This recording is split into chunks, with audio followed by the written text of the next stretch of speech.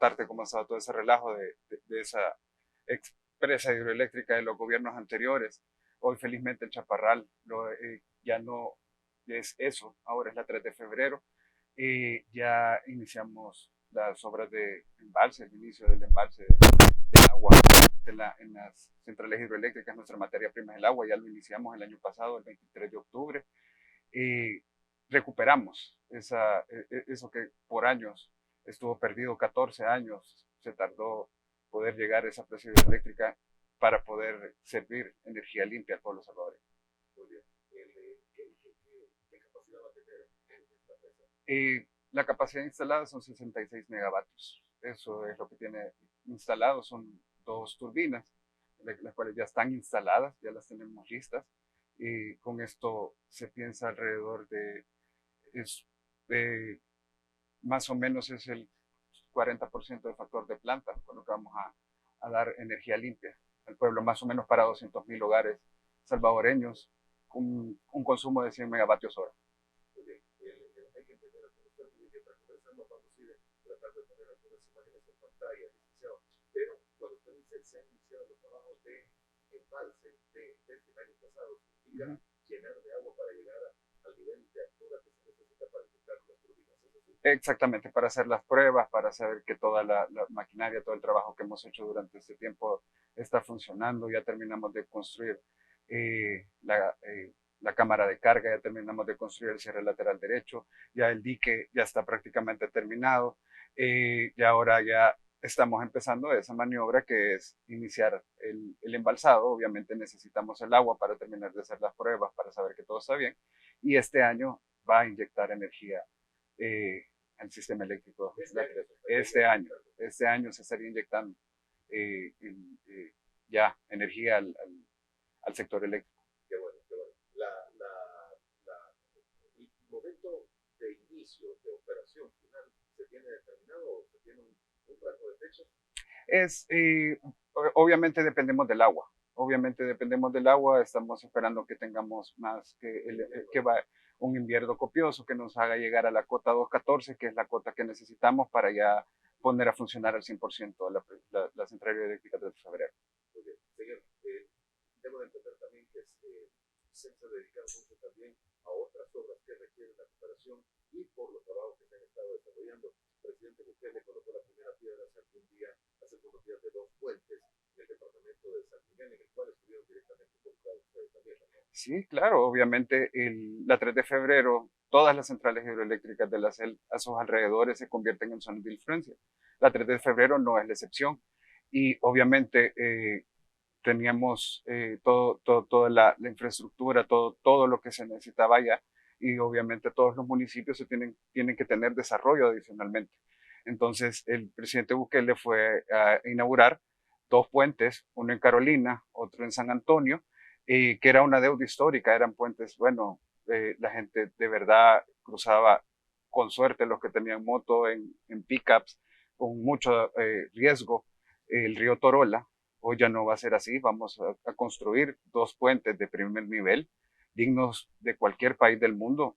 No importa en el lugar del país en el que estemos, tienen que ser obra pública de calidad, y eso es lo que se está haciendo en Carolina y en San Antonio con estos puentes. Muy bien. Señor, las obras como esta presa 3 de febrero y en los restantes proyectos se buscan en algún momento nivelar oferta y demanda del país.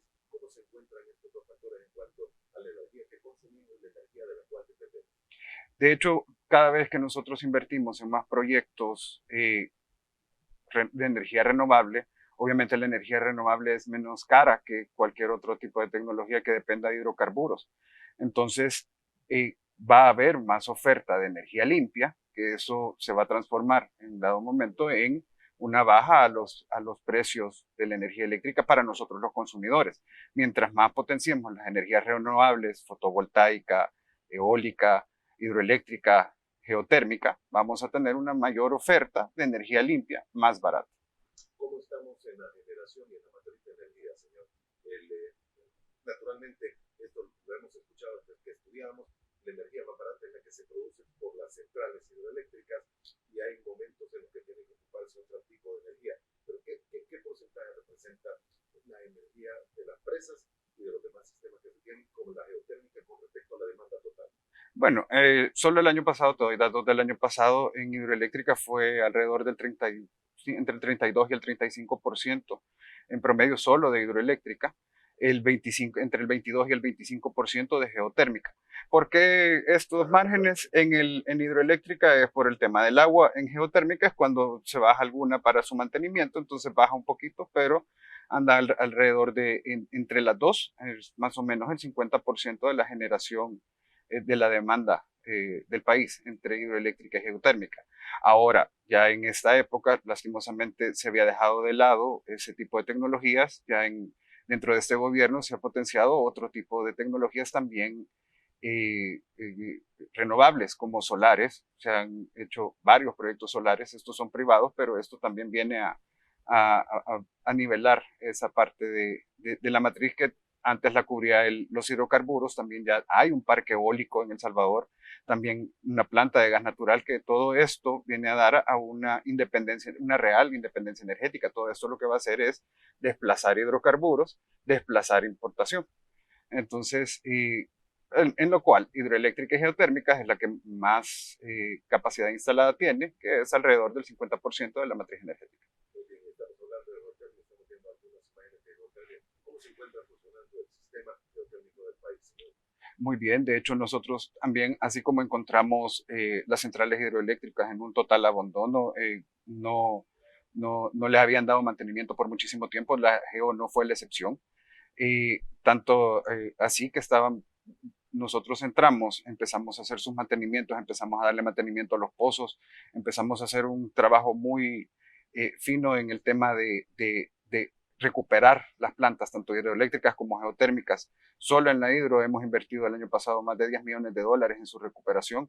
En geotermia no ha sido la excepción. Y gracias a eso, nuestra capacidad instalada por el buen manejo de los pozos, hicimos un poquito más de energía por geotermia y aumentamos la capacidad de Berlín en más o menos 7 megavatios.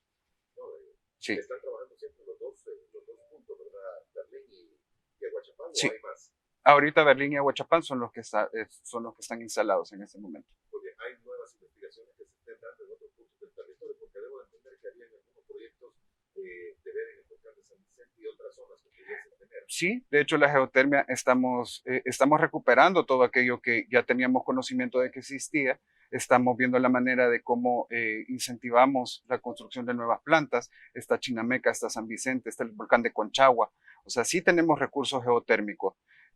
Tanto así que El Salvador, orgullosamente te lo cuento, va a ser la sede de la reunión ministerial de geotermia este año, en conjunto con la Alianza Geotérmica Mundial, precisamente por cómo nosotros hemos estado trabajando el tema geotérmico y cómo estamos recuperando la geotermia en El Salvador. Nosotros no tenemos una gran cantidad de recursos, pero los que tenemos son muy valiosos, como por ejemplo ese. Entonces lo tenemos que desarrollar. Tenemos un gran potencial en geotermia, que es energía limpia, que es 24/7, que tiene muchísimos beneficios económicos, sociales, porque al igual que en la 3 de febrero, también en la construcción de las plantas geotérmicas alrededor se vuelven zonas de influencia y en las cuales tenemos que llevar desarrollo alrededor de esos municipios. Este foro de la Alianza Geotérmica Mundial, ¿cuándo se va a desarrollar? Este año, por el tema de la pandemia, obviamente las fechas están por definirse para ver cómo se comporta el tema de la pandemia a nivel internacional. En El Salvador, nosotros adicionalmente, por el buen manejo de la pandemia, también se vio con buenos ojos que la sede fuera en El Salvador. Exacto. Quedó para finales de este año, precisamente nada más viendo cómo se comportaba la pandemia para definir la fecha exacta por toda la participación de todos los países. ¿Sigue siendo El Salvador punta de lanza y diseño y uso de la geotermia a nivel centroamericano? Había dejado de serlo.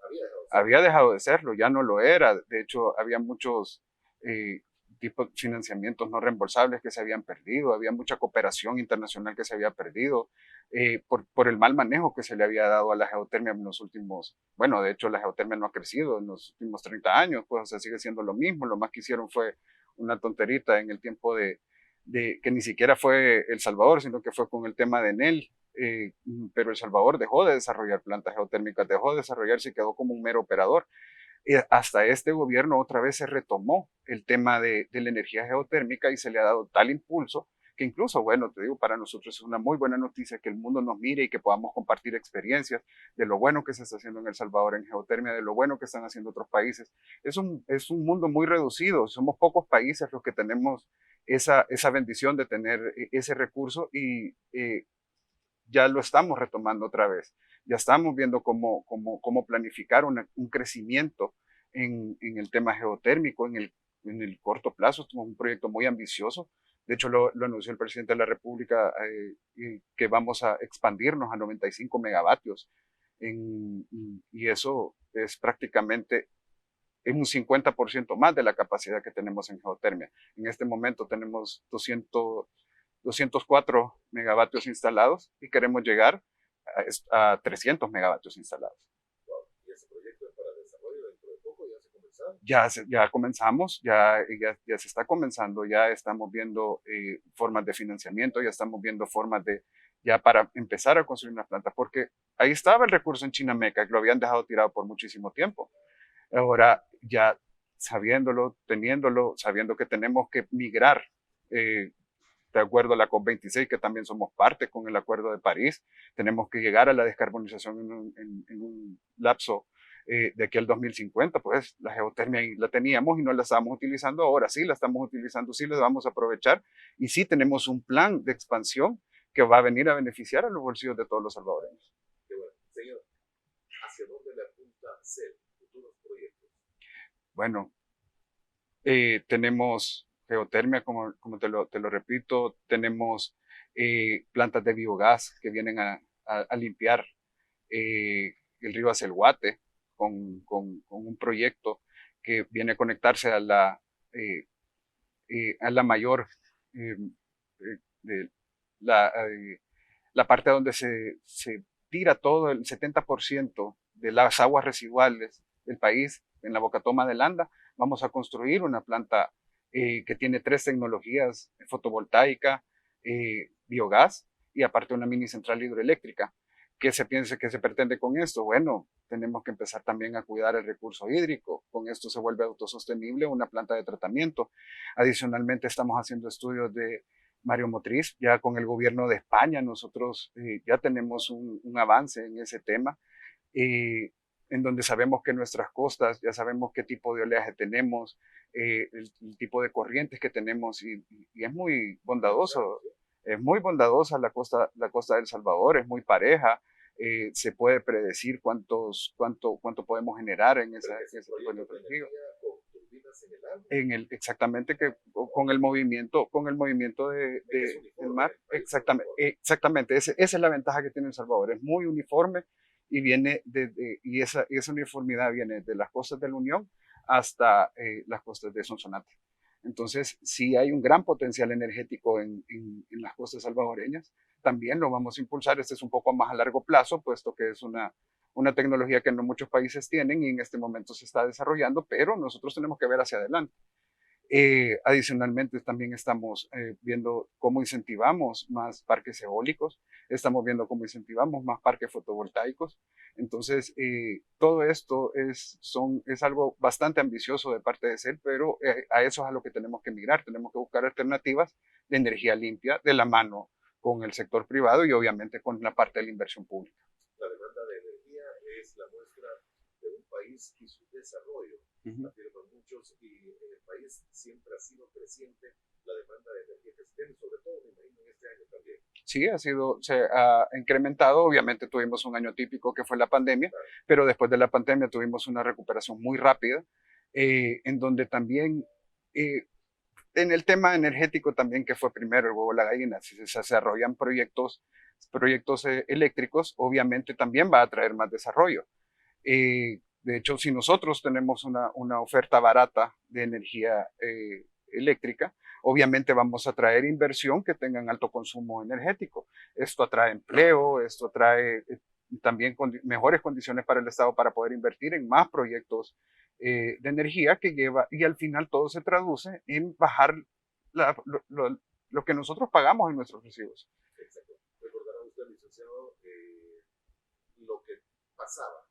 Estamos hablando de décadas atrás, pero se tenía que la mayor fuente o la mayor generación de energía en el país era a base de búnker. Esto cada vez el porcentaje es menor lo que se produce con búnker en plantas térmicas del país. Sí, no solo el tema de búnker, también la importación. El 22% de la matriz energética es importación. Obviamente por un juego de... ¿Sigue siendo 22? Sigue siendo 22 en este momento, pero ese era un juego con el tema de las plantas térmicas. Obviamente una planta térmica no se encendía, pero sí podía comercializar con la energía de Guatemala porque salía más caro encender esta planta y así nosotros no percibíamos ese ahorro en nuestro bolsillo, sino que alguien más se lo llevaba, o se lo llevaba un comercializador, o se lo llevaba una misma planta térmica, sea un broker o el mismo o la misma planta térmica. Exactamente, porque no encendía su planta y compraba la energía más barata, que tal vez era excedente de Guatemala, y nosotros no percibíamos ese ahorro. Ahora, con el incentivar proyectos de energía muy grandes, por ejemplo, insisto, la planta de gas natural de EDP, que durante este gobierno se avanzó muchísimo porque la encontramos trabada con problemas de tramitología. Es la de Acajutla, La de ¿verdad? Acajutla. Exactamente. Es gas natural. Es gas natural. Entonces, con esta planta, ya con esto, obviamente se desplaza energía por búnker o importación. Entonces, porque es una capacidad instalada grande, son 330 megavatios, si mal no recuerdo. Es una capacidad de energía muy grande. ¿Este es un proyecto privado? Es un proyecto privado. O sea, aquí el Estado obviamente tiene la capacidad de invertir, pero también tenemos que ir de la mano con la inversión privada. Entonces aquí lo que hay que hacer es que nosotros percibamos un beneficio de hacer estas iniciativas, de que haya más oferta de energía y que sea más barata para nosotros y para la industria, obviamente. Claro, proyectos eólicos ya hay. De hecho, debo entender que está funcionando parte o el inicio de lo que se tiene en Metapán. En Metapán, sí, ya está funcionando, ya están en sus pruebas, ya están inyectando, ya están inyectando. Inyectar a la matriz es desde sus pruebas, o sea, hay que sacar esa energía. Entonces sí, ellos, exactamente, entonces ya están en sus pruebas, ya están funcionando prácticamente. Ya simplemente se está haciendo los últimos retoques de parte del parque eólico y ya está. Presidente, hay zonas del país como esa de Metapán en la que el viento es constante durante casi todo el año, por lo menos en el territorio salvadoreño. Son escasas y son puntos muy específicos, pero sí existen y valdría la pena proyectos eólicos. Por, fue lo que vieron en esa zona. Exactamente, y todavía tiene un gran potencial Metapán, y también los beneficios de la energía eólica es que ocupan muy poco espacio y son de muy rápida construcción. Pues obviamente ya los motores ya están prehechos, son muy pocas las fábricas del mundo las que hacen motores eólicos, entonces es muy rápida construcción, no tiene mayor impacto ambiental, incluso la tierra que está abajo de las aeroturbinas puede servir incluso para sembrar o para otro tipo de uso porque no ocupan espacio. Lo único que es la parte de arriba que está produciendo energía. Exactamente. Entonces, y en Metapán tenemos recursos para poder hacer parques eólicos. Señor, desde que pasé por la universidad y estudiaba ingeniería eléctrica, se mencionaba la 3 de febrero, que ahí podría haber una presa. Todavía no se ha terminado, y ahí ya se puede imaginar hace cuánto estudié. Pero se mencionaba otro proyecto también que estaba, no sé si era en Chalatenango, Santa Ana, casi en los inicios del EMPA y en uno de aquellos afluentes, no me acuerdo si era el Tigre o qué nombre le habían dado, no me acuerdo exactamente. ¿Hay más proyectos de centrales hidroeléctricas en el país? Estamos investigándolo, estamos viendo qué potencial hay de que nosotros podamos ocupar energía hidroeléctrica. No es así, de hecho es el Trigger, es una binacional, está en la punta y colinda con Guatemala. Eh, mm, no en el corto plazo, en el corto plazo no se está pensando en hidroeléctrica, pero en un futuro sí podría ser que se desarrolle el tema de hidro.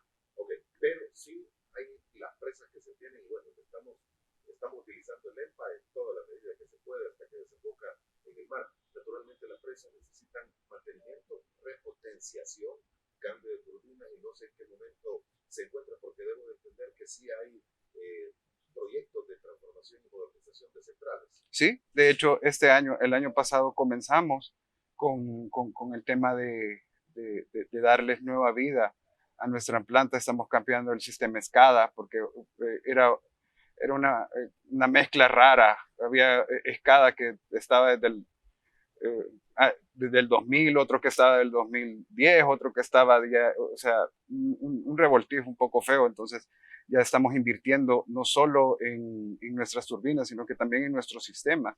Vamos a cambiar todo el SCADA de todas las centrales que queden estandarizados. Obviamente la 3 de febrero tiene la última tecnología de punta, vamos a dejar las otras que tengan la última tecnología de punta también. Este año hemos presupuestado casi los 40 millones de dólares para darle mantenimiento a las plantas y que tengan otros 50 años más de vida. Estaba viendo las imágenes que en este momento se están transmitiendo. Imagino que es el mantenimiento, tengo entendido que es mantenimiento de una de las, en el Cerrón Grande, una de las turbinas, una de las bóvedas. Sí, esa es la turbina de Cerrón Grande, se le dio el mantenimiento mayor, no se le había dado por más de 10 años. Entonces nosotros venimos y obviamente aprovechamos el tiempo de época seca para poder hacer este mantenimiento y ya lo logramos. Ya Cerrón Grande ahora ya está produciendo y ya tiene su capacidad instalada al 100%. No es nada fácil terminar de sacar una turbina. No, de hecho. Gigantesca y debe ser un proceso milimétrico calculado. Sí, de hecho, sí, es muy interesante verlo. De verdad, ha sido un desafío muy grande poder recuperar las plantas. Bueno, hasta las grúas encontramos en situación bastante precaria y ahorita ya estamos viendo de también renovar las grúas para poder hacer este tipo de maniobras. La capacidad financiera de Celi se encuentra en un estado positivo, señor. Por supuesto, le encontramos en un estado bastante precario. Llamémoslo así, nosotros ahora todo esto, el dinero siempre ha estado, o sea, ¿por qué no lo habían hecho antes? Obviamente gastaban en otras cosas, precisamente la ex Chaparral era una fuga de dinero muy grande porque no estaba siendo manejada de una manera correcta, creo que ya lo hemos dicho miles de veces. Ahora de verdad el dinero de la CEL se utiliza para eso, para la inversión pública, para el mantenimiento de nuestras plantas y para la inversión social.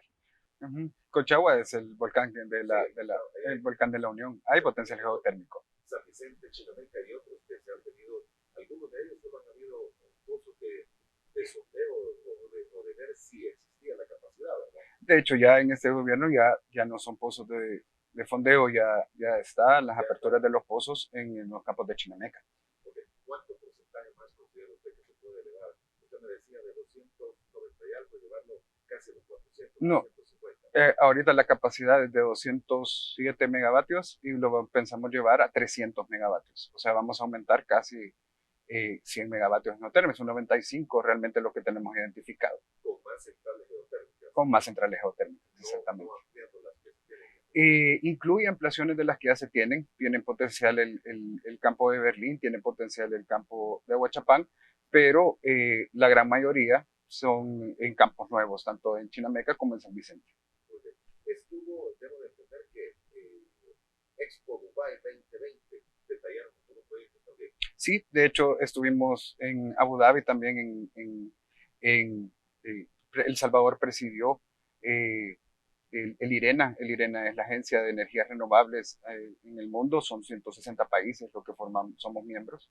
Gracias a todo esto que estábamos platicando de las energías renovables, El Salvador tomó la presidencia pro tempore este año y ahí mismo también estuvimos en la feria de Dubái, en el cual nosotros fuimos a presentar los proyectos que tiene la CEL y a ver todo eso, de toda la colaboración que podríamos tener y de presentarle al mundo de nuestra expansión geotérmica específicamente. Hay puntos en el país, parece ser un país muy pequeño, pero tiene interesantes puntos para la generación. Debo entender también que se está trabajando en una planta de generación eléctrica con biogás. Lo oí mencionar en qué punto se encuentra el desarrollo. Esta planta ya estamos en el estudio de impacto ambiental, que dicho sea de paso, el estudio de impacto ambiental que tenemos en esa planta va a ser positivo, puesto que estamos limpiando, ya estamos haciendo las pruebas de todo, de la desembocadura, de la boca toma de agua. Sí, es el Guate. a donde va a desembocar toda esta boca toma de Landa. El 70% de las aguas residuales de toda el área metropolitana. Ya estamos haciendo las pruebas de cuánta cantidad de desecho biológico tenemos para producir biogás, cuánto metal pesado hay. Ya estamos en la etapa del diseño, lanzamos la oferta, lanzamos la licitación internacional, la ganó una empresa específicamente que trabaja estos temas, que es Fitchnet. Ellos nos están haciendo todo el estudio ya para poder nosotros tener el diseño final bien planificado para poder licitar ya la construcción de la planta en el segundo semestre de este año. Estamos en etapa de factibilidad. No, estamos en etapa de diseño en el cual con el diseño ya nosotros vamos a tener los términos de referencia para poder hacer la licitación para la construcción de la planta. Sí, esa ya la tenemos, son alrededor de un poquito más de 5 megavatios es la capacidad instalada. Obviamente es un proyecto con una capacidad instalada pequeña, pero en realidad su potencial es la limpieza del río Selguate, y que obviamente con la generación de energía, bueno, puede hacer una planta de tratamiento sostenible, en donde la misma planta va a estar teniendo los ingresos suficientes para poder mantener la planta de tratamiento. Y se piensa generar de tres formas: la planta de biogás, que eso viene con el residuo biológico del agua, o el residuo, los desechos biológicos del agua, paneles fotovoltaicos y una mini central hidroeléctrica que va a ser por la caída de agua que va a tener la salida de la planta de tratamiento. Señor, depende mucho la propia operación de las condiciones climáticas que se tenga, ya sea que llueva mucho o llueva poco, y adicional de eso, la cantidad de luz solar que se tenga irradiada sobre el territorio para plantas fotovoltaicas, pero también los efectos que pueden tener los embalses de las distintas centrales hidroeléctricas, el surgimiento de algas o de las ninfas o de aquel que en algunos momentos pudiese llegar a obstruir el normal funcionamiento de las centrales. Esto desde hace años se viene mencionando, se ha mejorado, o sea, se está tomando en cuenta. De hecho, sí, de hecho nosotros tenemos un plan en conjunto con Medio Ambiente y nosotros trabajamos de la mano en ese sentido. Estamos sacando permanentemente la ninfa de los embalses, estamos limpiando. Eso lastimosamente es muy difícil, y obviamente no vamos a dañar nuestro ecosistema haciendo algo químico que mate la planta, sino que lo hacemos de manera de que no se dañe el ecosistema del río Lempa. Entonces la sacamos con una barcaza, la sacamos a mano, la sacamos de varias formas que no dañe el río Lempa, porque puesto que también sembramos alevines en los embalses, ahí hacemos otro tipo para conservar el mismo río. Y estamos sacando una gran cantidad de ninfa permanentemente para que no tengamos este problema, ni nosotros para la producción de energía eléctrica, ni las comunidades para la movilidad y la pesca. Hay proyectos, y no sé si es posible que la institución pueda tener generación de energía por proyectos fotovoltaicos. Sí, de hecho estamos estudiando proyectos fotovoltaicos. El Salvador, su territorio no es muy grande. Entonces estamos viendo alternativas de cómo pueda hacer esto, proyectos fotovoltaicos, no solo en tierra, sino que también en agua, que también puede venir y nos puede, en los embalses, al prevenir proyectos fotovoltaicos, nosotros también prevenimos el crecimiento de la ninfa y tenemos otro tipo de generación eléctrica. Quiero dejarme ver si generé un poco más de detalle de cómo es el proyecto que se pretende hacer con esto del oleaje que se tiene en las costas de nuestro país, porque lo he escuchado de muchas personas que me dicen, mira, si ahí hay un potencial que no tienen idea de lo que se puede lograr.